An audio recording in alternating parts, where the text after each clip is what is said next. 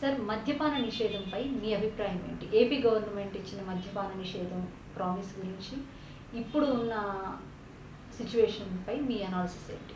అంటే ఇక్కడ మద్యపాన నిషేధము అనేటువంటిది ఫ్రాంక్‌గా చెప్పాలంటే ప్రపంచంలో ఏ దేశంలో అయినా సరే మద్యపానం నిషేధం చేయాలి అని ప్రయత్నం చేశారు. ఆల్మోస్ట్ ఎవరు కూడా సక్సెస్ కాలేదు. దట్స్ కాకపోతే ఇప్పుడు అమెరికా లాంటి దేశంలో ఏంటంటే లిక్కర్ తాగి డ్రైవ్ చేస్తూ పొరపాటున పట్టుబడ్డారు అనుకోండి, వాళ్ళకి విపరీతమైనటువంటి ఫైన్లు వేస్తారు, విపరీతమైన శిక్షలు ఉంటాయి లైక్ దిస్. సో కాబట్టి వాళ్ళు తాగి ప్రశాంతంగా ఇంట్లో పడుకున్నారు అనుకోండి, అది ఎవరికి ఇబ్బంది లేని పరిస్థితి. అది ఒకటి. నాకు తెలిసినంత వరకు ఇంతకుముందు ఈ కంతేరు నాకు స్థలాలు అక్కడ ఉన్నాయి. అక్కడ ఈ సాయంత్రం అయ్యేసరికి ఒక 100 మంది 200 మంది గ్యాదర్ అయిపోయి రోడ్డు మీద కూర్చొని తాగుతూ అలా ఉండేవాళ్ళు.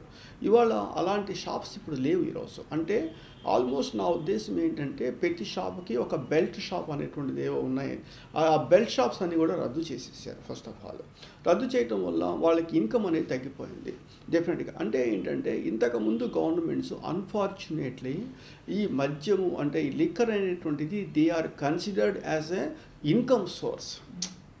బట్ జగన్మోహన్ రెడ్డి రాగానే ఈ బెల్ట్ షాప్స్ అన్నీ తీసేశారు. 30% ఆఫ్ ఈ లైసెన్సింగ్ ఫీజు పెంచడం కావచ్చు, ఇంకోటి కావచ్చు చేయటం వల్ల ఆటోమేటిక్గా ఏమైంది అంటే నెంబర్ ఆఫ్ షాప్స్ తగ్గిపోయినాయి. ఫస్ట్ ఆఫ్ ఆల్ ఎవరు రేట్లు కూడా పెంచాలండి. Personally I'm telling you like cigarettes మీద కానీ ఈ లిక్కర్ మీద కానీ 200% 300% ట్యాక్స్ వేసేస్తే అవి లగ్జరీ ఐటమ్స్ మీద ఎంతైనా ట్యాక్స్ వేసేసేయాలి.